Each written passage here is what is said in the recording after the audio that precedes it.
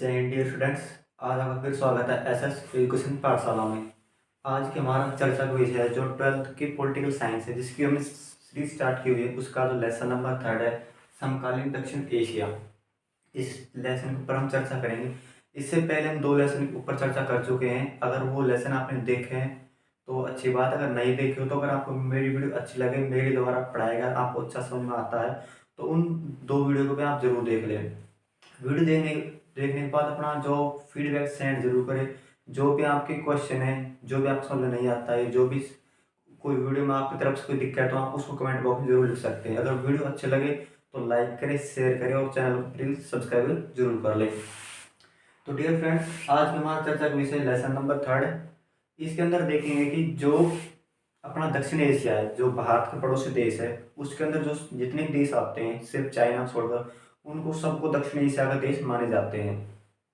तो फर्स्ट का क्वेश्चन ये है कि मैं आपको पहला थोड़ा डायग्राम समझा देता हूँ कि आज की हमारा चर्चा का विषय किस प्रकार रहेगा और किन किन प्रश्नों के ऊपर हम चर्चा करेंगे, ताकि आप ये थोड़ा क्लियर कर लें कि भाई हमारा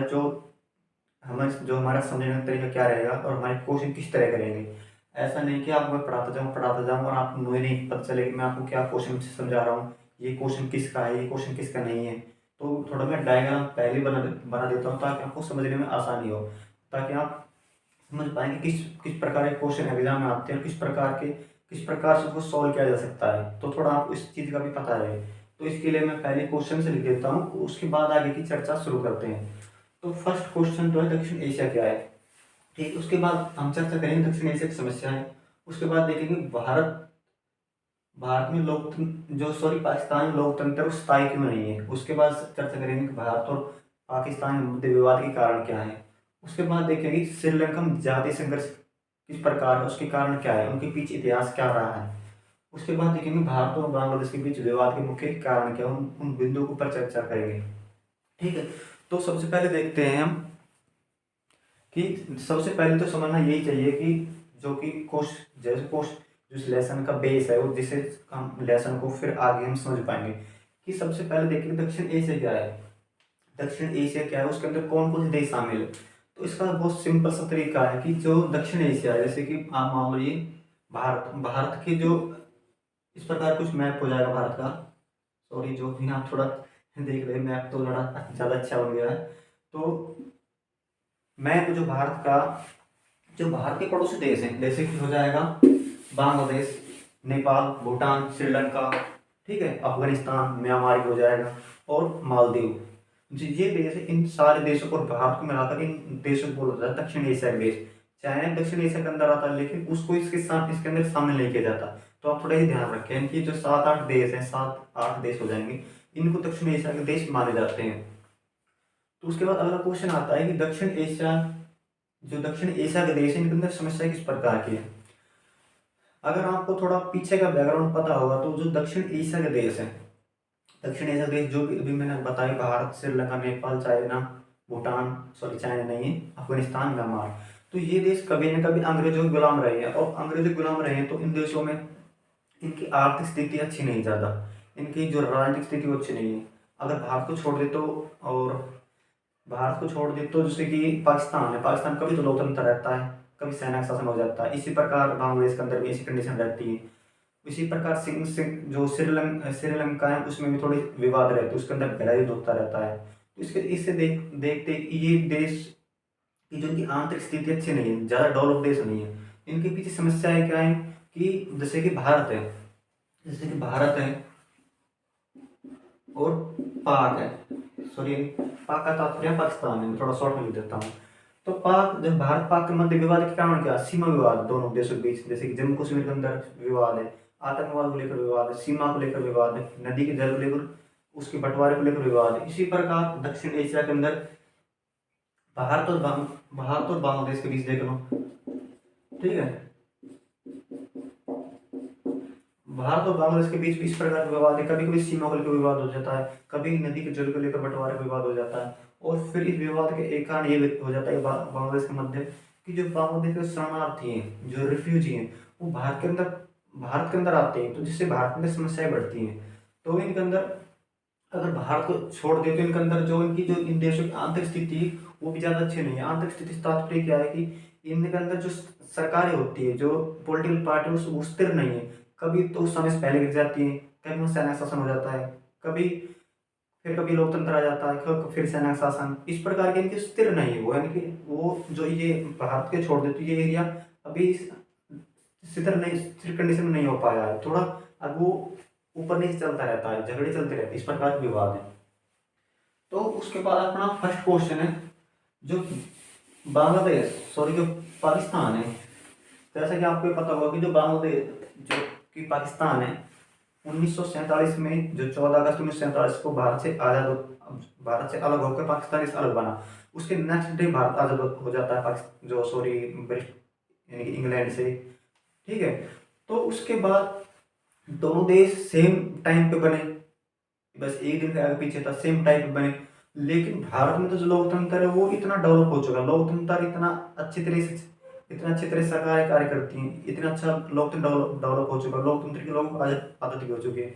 भारत में ना कोई सेना का शासन है, प्रॉपर लोकतंत्र भी हम हर 5 साल बाद सरकार चुनते हैं, वोट डालते हैं, ये हो जाएगा लोकतंत्र।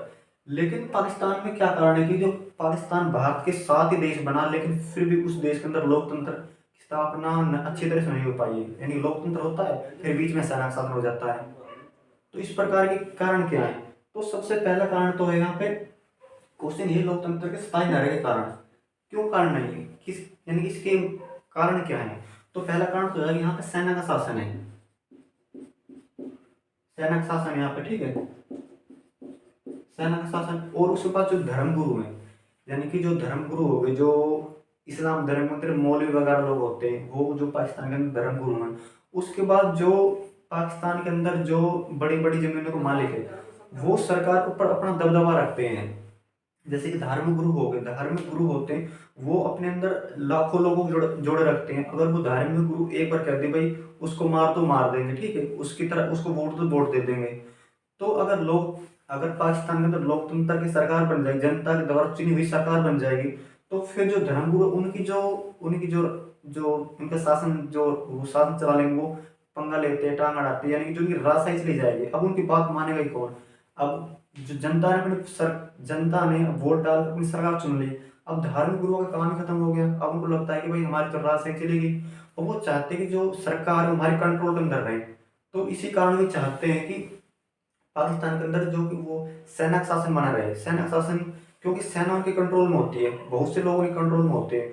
अगर वो एक बार कह दे तो लोगों को मरने मारने उतार हो जाते हैं। तो इस प्रकार है कि धार्मिक गुरुओं को फायदा होता है कि पाकिस्तान के अंदर लोग सेना का शासन रहे, ठीक है, क्योंकि सेना का शासन रहेगा तो उनकी जो गद्दी है, यानी कि जो धर्म गुरु है, वो उनकी जो राजशाही है, उनकी शान शौकत लगातार चलती रहेगी। एक कारण तो ये हो जाएगा। उसके बाद क्या है कि जो नंबर 2 पॉइंट हो जाएगा, भारत और पाकिस्तान के बीच हमेशा थोड़ी खींचतानी रहती है, कभी सीमा को लेकर, कभी किसी और विवाद, कभी आतंकवाद को लेकर।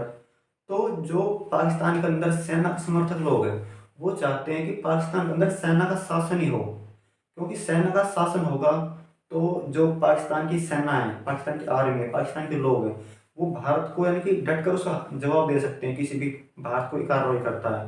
तो जो वो चाहते हैं कि अगर पाकिस्तान के अंदर लोकतंत्र की स्थापना हो जाती है, तो लोकतंत्र स्थापित होने से पाकिस्तान कहीं ना कहीं भारत के मुकाबले कमजोर हो जाएगा, भारत को वो अच्छे तरह जवाब नहीं दे पाएगा। ये कारण है कि वो चाहते हैं सेना का शासन स्थापित रहे। एक दो कारण होंगे। उसके बाद एक कारण क्या है कि जो यूरोप की बड़ी बड़ी शक्तियां, जो विश्व के बड़े डेवलप देश है, जो बस अमेरिका वगैरह हो गया, ठीक है, ब्रिटेन हो गया, ये जो यूरोप की शक्तियां हो गई, इन देशों ने भी पाकिस्तान में कभी सहायता नहीं की कि पाकिस्तान के अंदर लोकतंत्र स्थापित हो। जैसे कि भारत में लोकतंत्र स्थापित है, भारत ने किसी देश की सहायता नहीं लोकतंत्र स्थापित करने में, ठीक है, लेकिन पाकिस्तान के अंदर लोकतंत्र स्थापित नहीं, सेना शासन रहता है। जब भी सरकार बनती गिर जाती है, जो सेना परम पावरफुल होता है वो सरकार अपने कंट्रोल ले लेता है। तो पाकिस्तान में इस पर जो अमेरिका वगैरह इन देशों ने कभी सहायता ही नहीं की कि अगर पाकिस्तान में सेना का शासन हो गया तो सेना का शासन हटाकर वापस से लोकतंत्र स्थापित की जाए, उसकी सहायता की जाए, सैनिक सहायता की जाए, ठीक है, आर्थिक सहायता की जाए, इस प्रकार की कभी सहायता ही नहीं की, ठीक है। लंब 4 पे कारण हो जाएगा कि जो अमेरिका वगैरह हो गया, अमेरिका देश हो गया, यूरोप की बड़ी बड़ी शक्तियां हैं, वो पाकिस्तान में चाहती है कि हमेशा सेना का शासन रहे, क्योंकि उनसे फायदा होता है। अमेरिका वगैरह जो अमेरिका देश है, वो पाकिस्तान के अंदर सेना का शासन उसको बढ़ावा देता है, क्यों? इसी के चलते 1954-55 के अंदर जो जो अमेरिका का संगठन है नाटो और सीटो, ये सैन्य संगठन, उसके अंदर पाकिस्तान को शामिल कर लिया। जो अमेरिका क्या है, वो भारत को पहले, जो भी थोड़ा अब से 20-25 साल पहले क्या था, अमेरिका था वो पाकिस्तान को सहायता करता था कि हथियार देता था, वहाँ आतंकवाद को बढ़ावा देता था कि वहाँ लोकतंत्र स्थापित ना हो सके, क्योंकि वो चाहता था कि पाकिस्तान भारत को टक्कर दे, इस वजह से वो हथियार देते रहते थे। ठीक है, क्रांति हो जाएगा। उसके बाद यहाँ पर जो पाकिस्तान में आतंकवाद की समस्या ज़्यादा है, आतंकवाद ज़्यादा पनपता है पाकिस्तान देश के अंदर, इस वजह से भी लोकतंत्र स्थापित नहीं है। और उसके बाद अन्य समस्या क्या हो जाएंगी कि जो पाकिस्तान के जो नेता लोग हैं वो काफ़ी भ्रष्ट है, यानी कि वो जब भी सत्ता में आते हैं तो वो, यानी कि जनता की भलाई का कार्य नहीं करने के लिए वो अपनी ही भलाई करते हैं, अब वो अपना ही पेट पालने शुरू कर देते हैं। तो ऐसा यहाँ मेरा कहने का तात्पर्य ऐसा करते नहीं, भारत के जो नेता हैं वो दूध धुले हुए हैं, है तो वे भी नहीं, वे भी थोड़ा बहुत तो करती है भ्रष्टाचार, नेता का कार्य है वो भ्रष्टाचार तो थोड़ा बहुत तो फैलाता ही है, ठीक है। लेकिन क्या है कि पाकिस्तान के अंदर ऐसी समस्या ज़्यादा है, पाकिस्तान का जो भी नेता होता है वो कोशिश करता है मैं अपना ही पेट भर लूँ, जनता भाड़ में जाए, तो एक कारण ये हो जाएगा। उसके बाद जो पाकिस्तान में कभी शांति का माहौल रहता ही नहीं है, शांति का माहौल जो पता नहीं क्या है पाकिस्तान के अंदर, आतंकवाद इतना पनपता है कि बच्चा पैदा हुआ नहीं उसको भाई, हमारे हिंदुस्तान में तो भाई गाँव के बच्चे गिल्ली डंडा से खेलेंगे, शहर के बच्चे भाई जो छोटे खिलौने आते हैं साइकिल और उससे खेलेंगे, लेकिन उनको चाहिए बंदूक, को उसको बंदूक दे दो, तो एक समस्या ये भी हो जाती है उसके अंदर, जो ये समस्या अच्छी हो नहीं पाती है। उसके बाद ये हो गया पाकिस्तान में लोकतंत्र स्थायी न रहने के कारण। अब देखते हैं कि भारत और पाक के मध्य विवाद के कारण क्या है। भाई जो भारत और पाक के मध्य विवाद के कारण, मुख्य मुख्य विवाद के कारण क्या है, इस कुछ तो जो मेजर प्रॉब्लम को देखते हैं पहले। कुछ मुख्य विवाद के कारण भी हो जाएंगे। यहाँ जो पाकिस्तान है, भारत, एक तो सबसे जम्मू मुख्य समस्या जम्मू कश्मीर है, यानी कि जो कश्मीर समस्या है, कश्मीर समस्या सबसे मुख्य समस्या है। वो जब पाकिस्तान आजाद, भारत से अलग होकर देश बना, तो उसको लगता था कि भाई पाकिस्तान को जो जम्मू कश्मीर हो उसको पाकिस्तान को दे दिया जाएगा, लेकिन ऐसा हुआ नहीं। अब उसको पता नहीं हमेशा क्या सपना में आता रहता है कि भाई ये तो मिला नहीं, लेकिन वो सोचता है वो मेरे अंडर आ जाए, कोशिश करता है कि वो, उसके अंदर 1948 में युद्ध हो गया, 65 में हो गया, 71 में हो गया, इसी के चलते। अब लेकिन उसका सपना पूरा हुआ नहीं है, वो उसको पता नहीं क्या सपने में आता ही रहता है कि भाई पाकिस्तान तो, जो जम्मू कश्मीर का रीजन है वो क्षेत्र, वो मेरे अंदर होना चाहिए, पता नहीं उसको क्या समस्या है। लेकिन अब जो मोदी सरकार ने जम्मू कश्मीर का राज्य को ही समाप्त कर दिया, उसको तो यूटी बना दिया केंद्र शासित और लद्दाख को, ये तो आपको पता ही होगा, ठीक है। एक तो जम्मू कश्मीर हो जाएगा, एक हो जाएगा सीमा विवाद, सीमा विवाद। एक तो जम्मू कश्मीर वाले क्षेत्र को लेकर सीमा विवाद, एक तो पीओके है, जो पाक अधिकृत कश्मीर बोलते हैं। पाकिस्तान, अगर हम इसमें आपको थोड़ा ऐसा समझने की कोशिश करें तो इस साइड तो चीन अक्साई चीन का क्षेत्र आ जाता है, उस पर चीन का शासन अधिकार है। लेकिन जो ये वाला क्षेत्र है जिधर सिंह सा लिखा हुआ है, जो इस जम्मू कश्मीर ये क्षेत्र, इसको बोलते हैं पीओके, पाक अधिकृत कश्मीर। ये है तो भारत का, लेकिन पाकिस्तान ने इस पर कब्जा किया और एक विवाद का कारण हो जाता है। और एक सीमा विवाद का कारण हो जाता है जो गुजरात है, गुजरात का कच्छ जिला है, उसके अंदर एक जो सीमा पड़ती है सरक्रिक,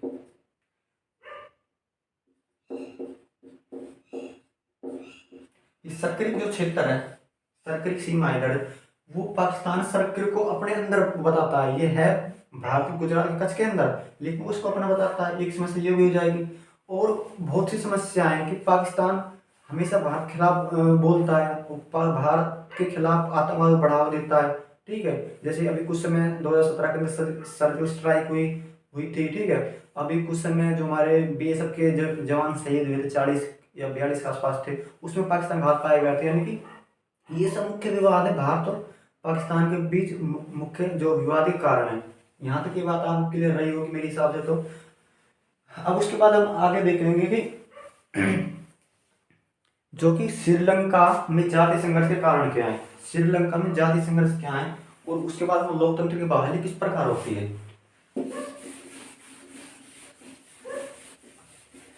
आपसे उम्मीद करता हूँ कि आपको शायद वीडियो अच्छी लग रही होगी, और आप उसको लाइक जरूर कर देंगे, शेयर करेंगे और कमेंट जरूर करेंगे, क्योंकि आपको भी पता है कि वीडियो बनाने के पीछे कई घंटों मेहनत लगती है। इसको फिर अभी तो भी बढ़ जाएंगी, अभी लगभग 11 बज रहे हैं, उसके बाद रात के 11 बज रहे मैं वीडियो रिकॉर्ड कर रहा हूँ, उसके बाद इसको मैं एडिट करूँगा तो लगभग 1 घंटा और लग जाएगा, तो काफ़ी मेहनत लगती है। थोड़ा आप इसको देखें, उसको चैनल को लाइक शेयर जरूर करें, वीडियो को कमेंट भी किया करें, आप अपना फीडबैक शेयर करें, आपको वीडियो कैसी लगती है। तो आप देखते हैं श्रीलंका में जाति संघर्ष के कारण। मैं ये बात आपको कति स्पष्ट बता देता हूँ कि जब भी ऐसा कोई विवाद का कारण आता है तो हमेशा विवाद की जड़ें होंगी वो हमेशा ब्रिटिश काल के दौरान ही कहीं ना कहीं मिलती हैं, जो भारत के पड़ोसी देश है। अब देख मैं आपको एक हल्का सा मैप की सहायता समझाता हूँ। ये भारत का मान लो दक्षिण एरिया है, तमिलनाडु वगैरह एरिया है, और इधर इधर पड़ता है श्रीलंका। ये बात आपको यहाँ तक क्लियर रही होगी। अब इसके अंदर समस्या क्या है कि जो ये अपना तमिलनाडु है, इधर तमिलनाडु वाला रीजन है, यहाँ पे रहते तमिल तमिल ब्राह्मण है, तमिल लोग। और श्रीलंका है, श्रीलंका में 2 समुदाय रहते हैं। यहाँ इसका मुख्य समुदाय जो जो जनसंख्या में अधिक मात्रा में है वो सिंहली समुदाय है। उसके नंबर 2 पे है यहाँ पर तमिल। ये तमिल लोग कौन है? ये कभी ना कभी भारत से ही श्रीलंका गए थे तमिल लोग, तमिलनाडु से ही, ठीक है, जब इनको तमिल भारत तमिल कहा जाता है। ये गए क्यों थे? क्योंकि जो ब्रिटिश सरकार थी या अंग्रेजी ईस्ट इंडिया कंपनी थी, यहाँ से काम करवाने के लिए श्रीलंका लाए थे। यहाँ पे चाय का उत्पादन अधिक मात्रा में होता था, इन्हें की मजदूर को काम करवाने के लिए श्रीलंका लाए थे। यहाँ तक की बात क्लियर है आपको। उसके बाद होता है क्या है कि भाई ये जो भारतीय तमिल तमिल के लोग, भारतीय तमिल लोग है, वो आगे काफी पढ़ लिख जाते हैं, अच्छे अपना विकास कर लेते हैं, तो इनकी उनका दबदबा काफी अच्छा हो जाता है। तो जो तमिल लोग हैं वो भारत उत्तर जो श्रीलंका है उसके उत्तर और पूर्वी वाले क्षेत्र में मिलते हैं, यानी कि इस साइड में, ये इस साइड के लगभग इस क्षेत्र में जो तमिल लोग ज्यादा रहते हैं, उत्तर और पूर्वी वाले में। अब इनके मुख्य समस्या विवाद का कारण ये है कि जो सिंहली समुदाय है वो अपने आप को राष्ट्रवादी मानता है। वो चाहता है कि जो श्रीलंका है उसका संपूर्ण श्रीलंका पर उसका अधिकार हो, और जो भारत के तमिल लोग यानी कि जो के लोग श्रीलंका में रहते हैं उनको किसी भी प्रकार की सरकारी सहायता नहीं दी जाए, सरकारी सेवा में शामिल न किया जाए, यानी आर्मी वगैरह शामिल होगी जो सिविल सर्विस के पद उनके अंदर शामिल नहीं किया जाए।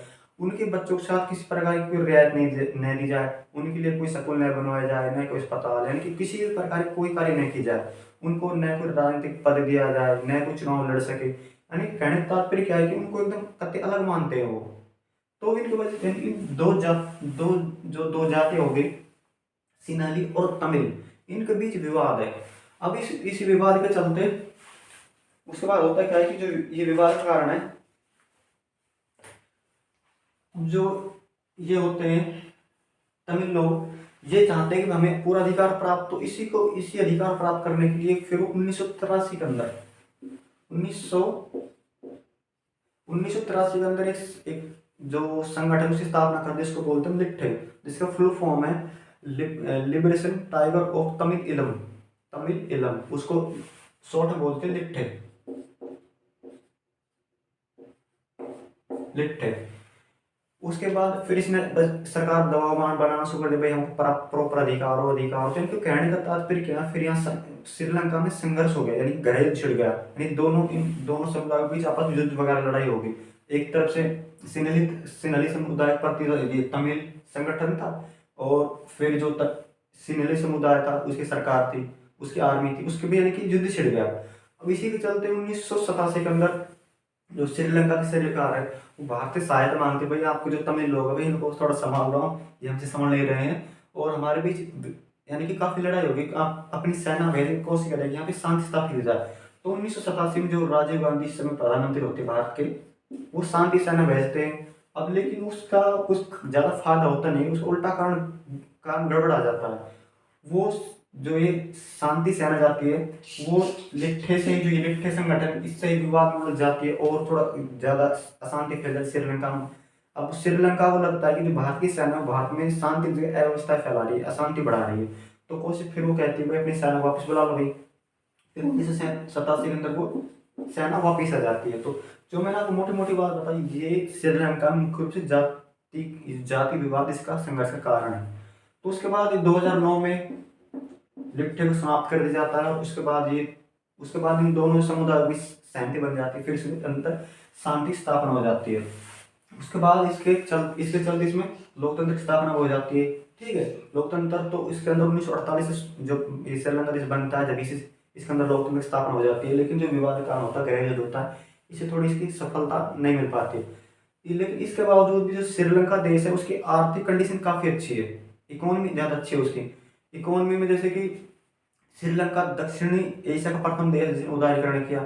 इसके प्रति व्यक्ति जो सकल घरेलू उत्पाद उसका सबसे अधिक अधिक है, प्रति व्यक्ति आय ज़्यादा है, आर्थिक स्थिति अच्छी है। इसने अपनी जो जनसंख्या है उसकी जो वृद्धि होती है, वृद्धि दर को कंट्रोल किया है।